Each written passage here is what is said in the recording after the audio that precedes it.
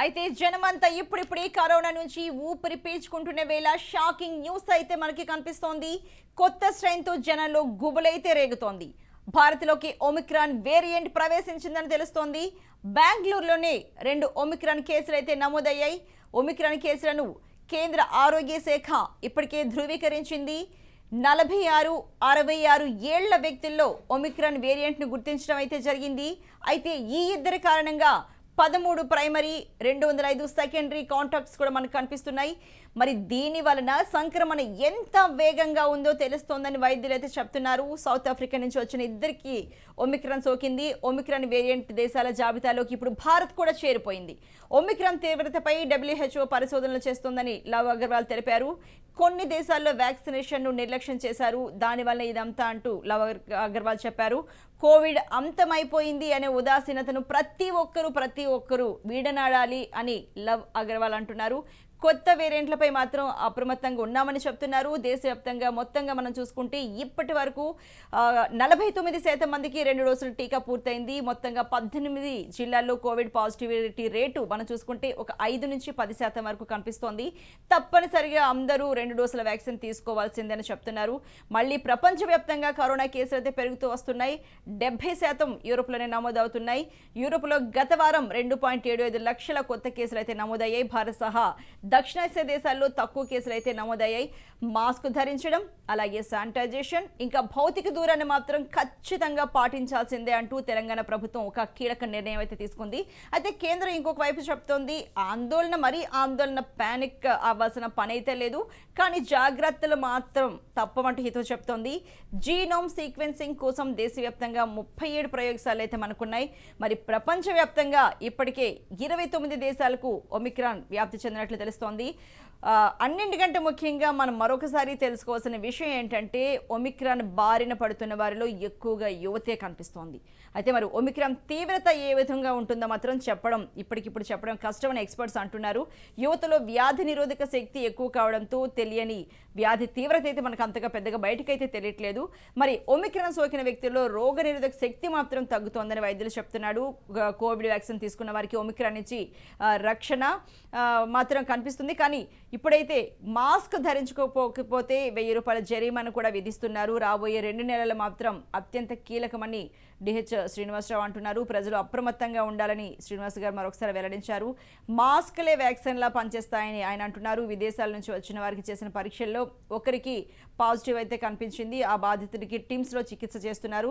Genome sequence కు sample కూడా పంపించారు. అయితే ఫలితాలు వచ్చాక అది ఒమిక్రానా కాదా అనేది తెలుస్తుందని డిహెచ్ శ్రీనివాస్ చెప్తున్నారు. డెల్టా కంటే ఒమిక్రాన్ 6 రెట్లు వేగంగా విస్తరిస్తుందని అంటున్నారు. డెల్టా, బీటా, గామా, అలాగే లాంబ్డా ఒమిక్రాన్ మధ్య చాలా తేడా ఉందని కూడా తెలుస్తోంది. అయితే ఒమిక్రాన్ సోకిన వారికి స్వల్ప లక్షణాలు ఉన్నాయని వైద్యులు కూడా చెప్తున్నారు. అది జ్వరం, ఒళ్ళు నొప్పులు ఉన్నాయని అంటున్నారు. ఒకసారి డాక్టర్స్ ఏం చెప్పారో బయటలో చూద్దాం.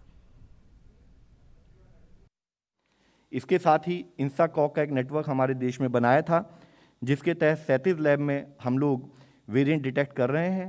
यहाँ हम आपसे ये बताना चाहेंगे कि पिछले कुछ माह से, अप्रैल से देश में जो डोमिनेंट म्यूटेशन हमने देखी है वह डेल्टा वेरिएंट और AY सबलिनेज जो डेल्टा का वेरिएंट है वही है। और पिछले 24 घंटे के अंदर हमारे देश में 2 ओमिक्रॉन वेरिएंट के केस हमारे इस नेटवर्क के द्वारा डिटेक्ट किए गए हैं कर्नाटका में, जिसकी रिपोर्ट कल रात काफ़ी लेट आई थी, जिसको हम आपके सामने रखना चाहेंगे। और वह जो 2 केस हैं उनके बारे में हम बताना चाहेंगे कि उसमें से एक केस 66 साल के एक मेल हैं, दूसरा केस 46 साल के एक मेल हैं। और जैसे कि हमारा प्रोटोकॉल है, ना कि हमारे इंसाकॉग नेटवर्क ने उसको समय पर डिटेक्ट किया, बल्कि as a protocol, as a practice जो हमारी कॉन्टैक्ट ट्रेसिंग की पद्धति भी शुरू हुई है, और जितने उनके प्राइमरी कॉन्टैक्ट्स हैं और जितने सेकेंडरी कॉन्टैक्ट हैं उन सबको ट्रेस कर लिया गया है और उन सबकी टेस्टिंग करके उनको एज पर प्रोटोकॉल हम कोऑर्डिनेट कर रहे हैं। అయితే ఇదే విషయమై మనతో మాట్లాడడానికి డాక్టర్ సిఎల్ వెంకట్రావు సీనియర్ వైద్యులు ఉన్నారు. అలాగే డాక్టర్ చెన్నంశెట్టి విజయ్ కుమార్ పల్మనాలజిస్ట్ ఉన్నారు. అలాగే doctor Vijay Bhaskar medical ethics committee chairman గారు ఉన్నారు. నమస్తే అండి విజయ్ భాస్కర్ గారు, నమస్తే అండి విజయ్ కుమార్ గారు, అలాగే నమస్తే అండి సిఎల్ వెంకట్రావు గారు, ముగ్గురికి నమస్తే అండి. అయితే విజయ్ భాస్కర్ గారు జర్నీలో ఉన్నారు కాబట్టి విజయ్ భాస్కర్ గారితో ముందు మాట్లాడే ప్రయత్నం చేద్దాం. విజయ్ భాస్కర్ గారు నమస్తే అండి. మరి ఇప్పుడు చూసుకుంటే ఒమిక్రాన్ గురించి దేశవ్యాప్తంగా మరొకసారి తీవ్రంగా భయాందోళన అయితే రేకెత్తుతోంది. దేశవ్యాప్తంగానే కాదు ప్రపంచవ్యాప్తంగా కూడా ఇప్పటికే భారత్లో 2 కేసులు అయితే నిర్ధారణ అయ్యాయి కదా. మరి భారత్లో దీని వ్యాప్తి ఎలా ఉందనుకోవచ్చు? అందరూ ముఖ్యంగా మనం ఇప్పుడు వైద్య శాఖ కావచ్చు, ప్రజలు కావచ్చు తీసుకోవాల్సిన జాగ్రత్తలు ఏంటంటారండి? సౌత్ ఆఫ్రికన్ వేరియంట్ అయిన B.1.1.529 అనే ఒక ఈ వేరియంట్ ఇది సౌత్ ఆఫ్రికాలో మనకు, అలాగే హాంకాంగ్, బొస్వానాలో మనకు తెలుసుకోవడం జరిగింది. ఈ వైరస్ యొక్క నామకరణం ఒమిక్రాన్ అని చెప్పేసి WHO చెప్పడం జరిగింది. ఇది దాదాపుగా 3 దేశాల నుంచి ఇది దాదాపుగా ఇప్పుడు 20 కంట్రీస్ 20 దేశాలలో వ్యాప్తి చెందుతుంది. ఇది మొదట సౌత్ ఆఫ్రికాలో మొదటి రోజు 168 కేసులతో స్టార్ట్ అయింది. విత్ ఇన్ 1 డే లో 1200 కేసులు నమోదవడం.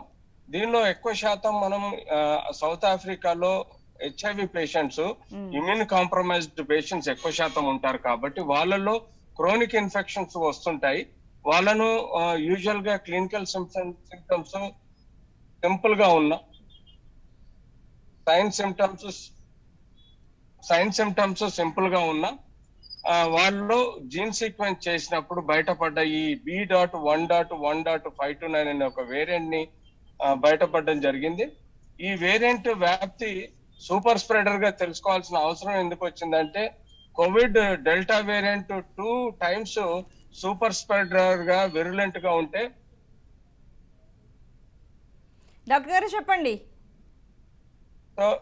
సమ్ డిస్టర్బెన్స్ వస్తుందండి, వేరే డిస్టర్బెన్స్ వస్తుంది. మీరైతే మాకు చాలా క్లియర్ గా ఉంది. వేరే సమ్ అదర్ డిస్టర్బెన్స్ ఉంది మీ దగ్గర? లేదండి, మీ వాయిస్ మాకు చాలా క్లియర్ గా ఉంది. ఆన్ ఎయిర్ అయితే ఎలాంటి ప్రాబ్లం లేదు. అక్కడ ఇంటర్ఫియర్ అవుతుంది, సమ్ డిస్టర్బెన్స్ ఇంటర్ఫియరెన్స్ వస్తుంది.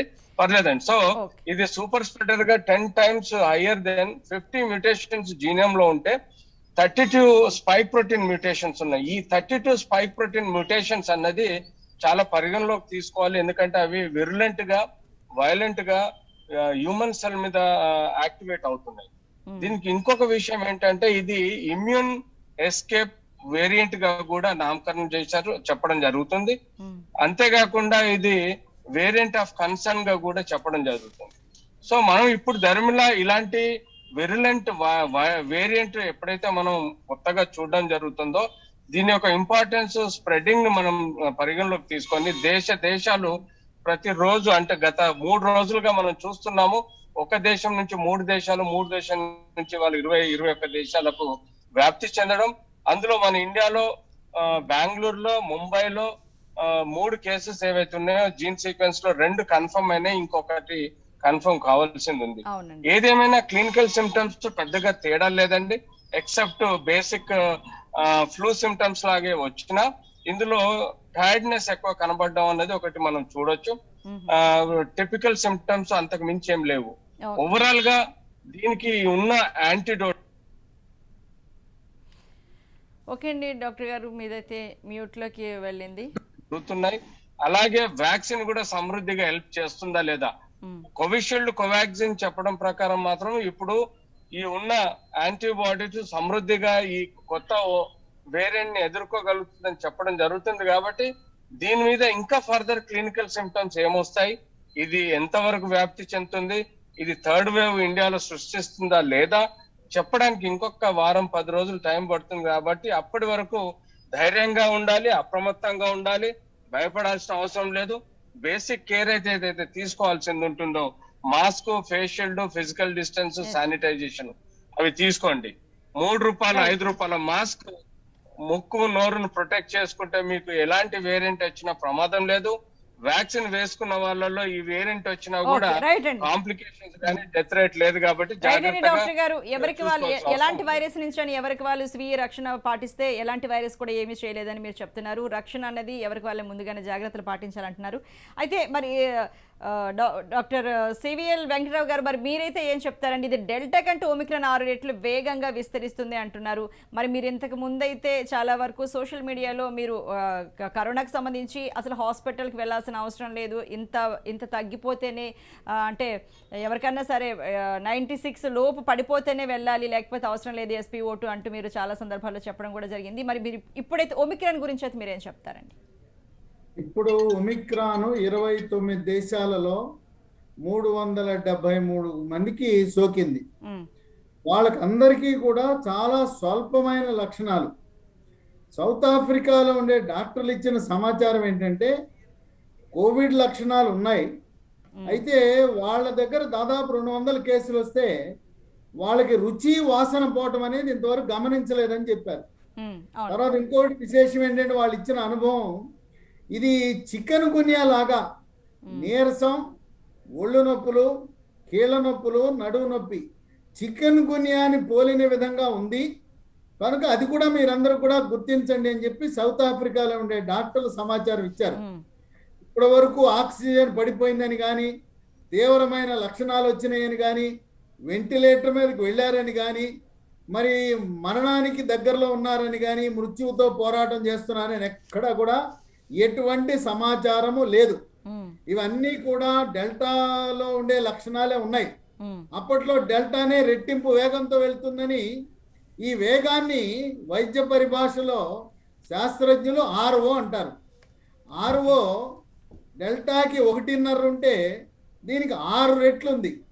ఇది దీనికి ఉన్న ఒక బ్యాడ్ ఏంటంటే వేగంగా వ్యాప్తి చెందుతుంది.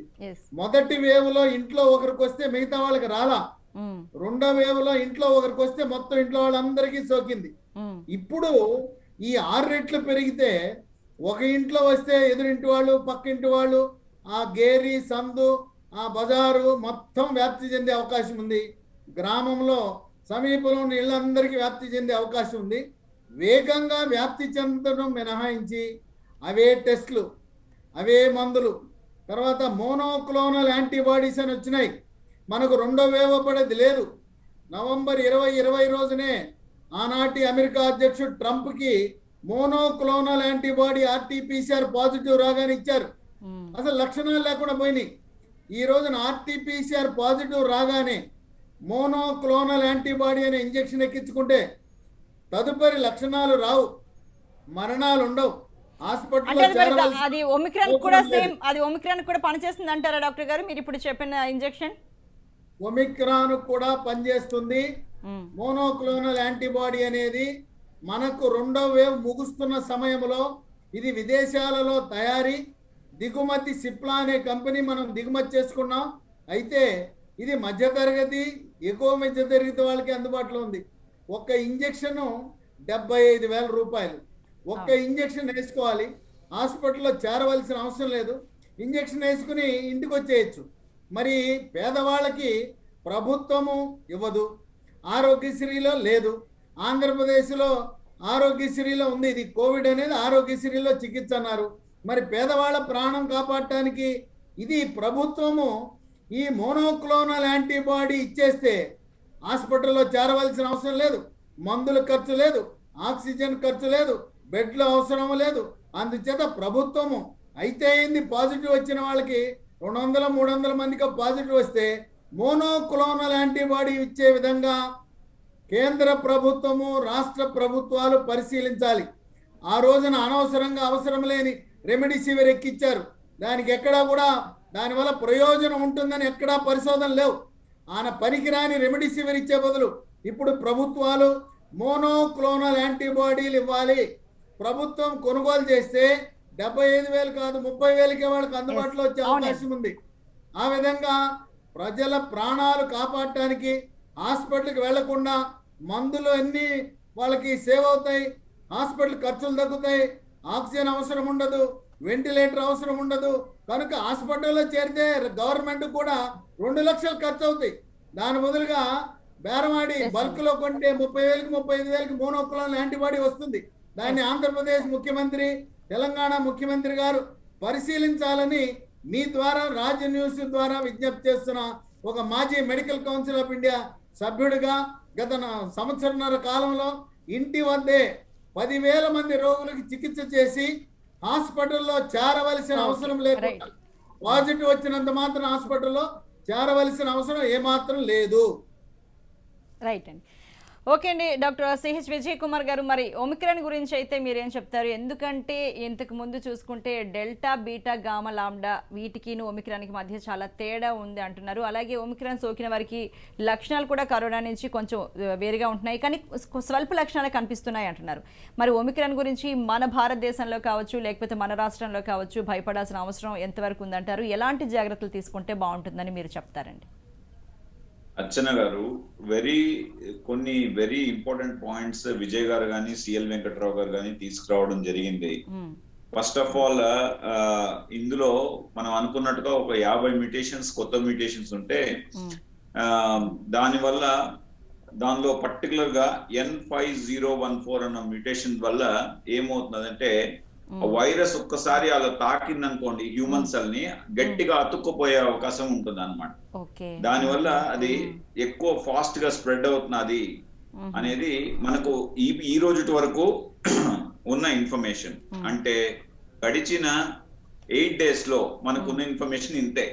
అండ్ సెకండ్ ఇంపార్టెంట్ ఇన్ఫర్మేషన్, మనం ఎప్పుడు మాట్లాడినా కానీ ట్రూత్ మాట్లాడుకోవాలి. ఇంతవరకు మనకు తెలిసింది ఏంటి, తెలుసుకోవాల్సింది చాలా ఉండే అవకాశం ఉంటుంది.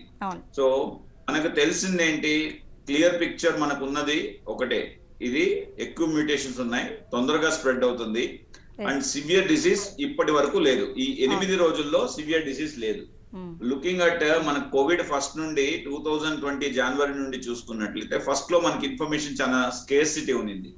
అలానే దీన్ని మనం చాలా జాగ్రత్తగా క్లోజ్ గా మానిటర్ చేసుకుంటూ ఎలా స్ప్రెడ్ అవుతుంది, ఇది ఎలా ఉంటుంది, దీని లక్షణాలు ఇంకా సౌత్ ఆఫ్రికాలో డిఫరెంట్ ఉంటాయి, ఇండియాలో డిఫరెంట్ ఉండే అవకాశం ఉందా?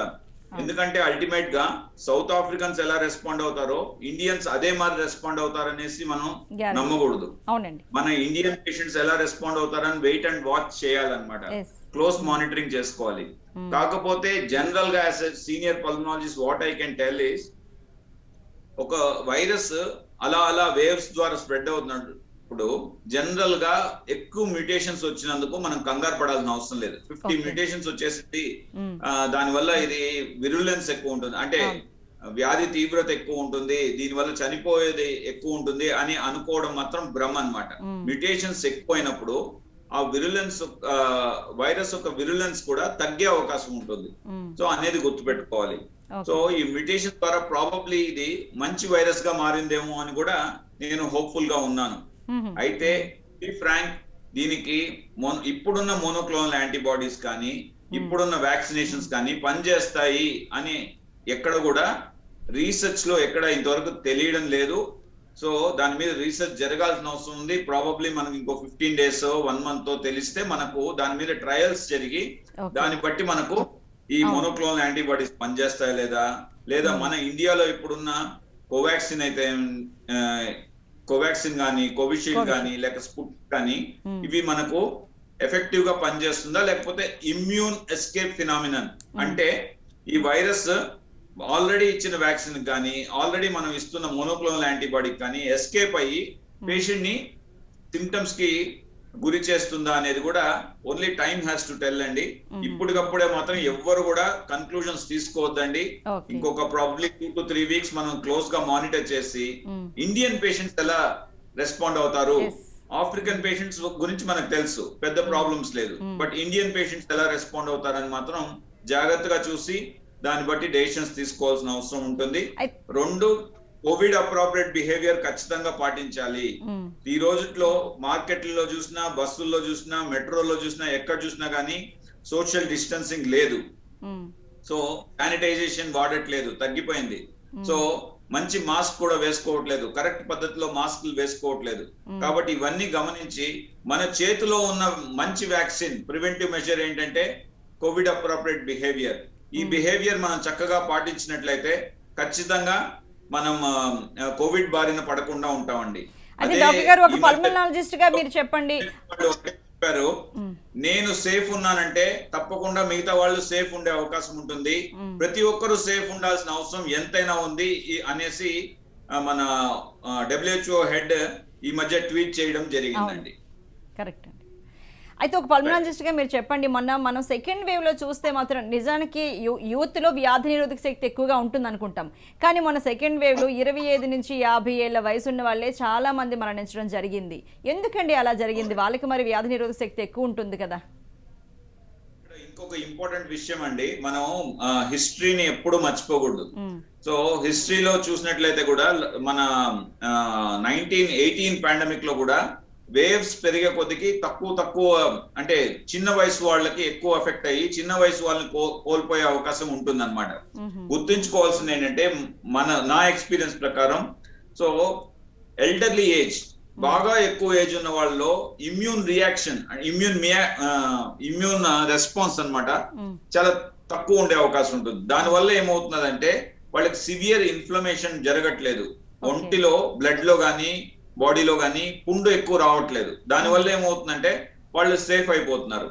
యంగ్స్టర్స్ ఏమవుతుందంటే యంగ్స్టర్స్ లో ఈ ఇమ్యూన్ రియాక్షన్స్ అనేది ఎక్కువ తీవ్రంగా ఉండి, సో తక్కువ మంది, ఎగ్జాంపుల్ ఒక 100 మంది తీసుకుంటే 100 మందిలో 5 మందే సివియర్ అవ్వచ్చు యంగ్స్టర్స్ లో, కానీ ఈ 5 మందిలో సివియారిటీ చాలా ఎక్కువ ఉండే అవకాశం ఉందని గుర్తించాలండి. అలానే యాజ్ ఆఫ్ టుడే మనకు పిల్లల్లో వ్యాక్సినేషన్ ఇంకా స్టార్ట్ కాలేదు. అంటే మన ఇండియన్ పాపులేషన్ 1.3 బిలియన్ అనేసి అనుకుంటే దానిలో 20 years కన్నా తక్కువ ఉన్న వాళ్ళు దగ్గర 50% ఆఫ్ పాపులేషన్ ఉన్నారు. వీళ్ళందరికీ ఇంతవరకు వ్యాక్సినేషన్ కాలేదు. కాబట్టి ఈ పిల్లల్లో మోర్టాలిటీ చాలా తక్కువ ఉంటుందని అందరికీ తెలుసు, చాలా స్టడీస్ కూడా చెప్పాయి. అయినప్పటికీ కూడా పిల్లల్లో ఒక్కరి ప్రాణం పోయినా కానీ చాలా ఇబ్బంది అవుతుంది. కాబట్టి అందరూ కూడా పిల్లల్ని జాగ్రత్తగా కాపాడుకోవాలి. పిల్లలకి వ్యాక్సిన్ అనేది నేను రాజ్ టీవీ ముఖంగా సెంట్రల్ గవర్నమెంట్ ని అండ్ మన DGCAని కూడా ఎంత తొందరగా ఎమర్జెన్సీ యూస్ ఆథరైజేషన్ లో వ్యాక్సిన్ కి పర్మిషన్ ఇప్పించాల్సిన అవసరం ఎంతైనా ఉందని కోరుకుంటున్నానండి. థ్యాంక్ యూ అండి డాక్టర్ గారు. అయితే CL వెంకట్రావు గారు, ఫైనల్ గా మీరైతే ఏం చెప్తారండి ఒమిక్రాన్ సంబంధించి? ఈ ఓమైక్రాన్ గురించి మనం అప్రమత్తంగా ఉండాలి, జాగ్రత్తలు తీసుకోవాలి. మరి పల్మనాలజీ డాక్టర్ గారు చెప్పినట్లుగా నేను ప్రతిరోజు సాయంత్రం 7 గంటల నుంచి జూమ్ కాల్లో పేషెంట్ ట్రీట్ చేస్తున్నప్పుడు ప్రస్తుతం కుటుంబం ఉంది, నాగోల్లో ఉంది, హైదరాబాద్ లో. 82 ఏళ్ల వయసు గ్రాండ్ ఫాదర్ కి వచ్చింది, తాతకు వచ్చింది, మనవడి భార్య 23, 25. ఆ యొక్క పెద్ద ఆయన భార్య ఎస్కేప్ అయింది, తర్వాత కుమార్తె అంటే ఈ పిల్లవాడి తల్లి ఎస్కేప్ అయింది.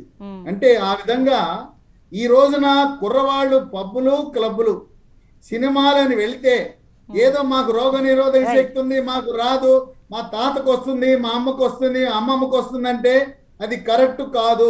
నేను గత నెల రోజుల నుంచి కూడా పేషెంట్లు చూస్తూనే ఉన్నా. వీళ్ళల్లో డాక్టర్ గారు చెప్పినట్లుగా, పల్మనాలజిస్ట్ చెప్పినట్లుగా చిన్న వయసు వాళ్ళకు కూడా వస్తా ఉంది. కనుక మనము స్వయం నియంత్రణ, స్వీయ నియంత్రణ పాటించాలి. క్లబ్బులు పబ్బులు సినిమాలు మహారాష్ట్రలో 50 సీట్లు ఇచ్చారు. రైట్ అండి, thank you very much doctor CL Venkatrao గారు, అలాగే డాక్టర్ చెన్నంశెట్టి విజయ్ కుమార్ గారు. థ్యాంక్ యూ వెరీ మచ్ అండి, చక్కటి విశ్లేషణ అందించినందుకు.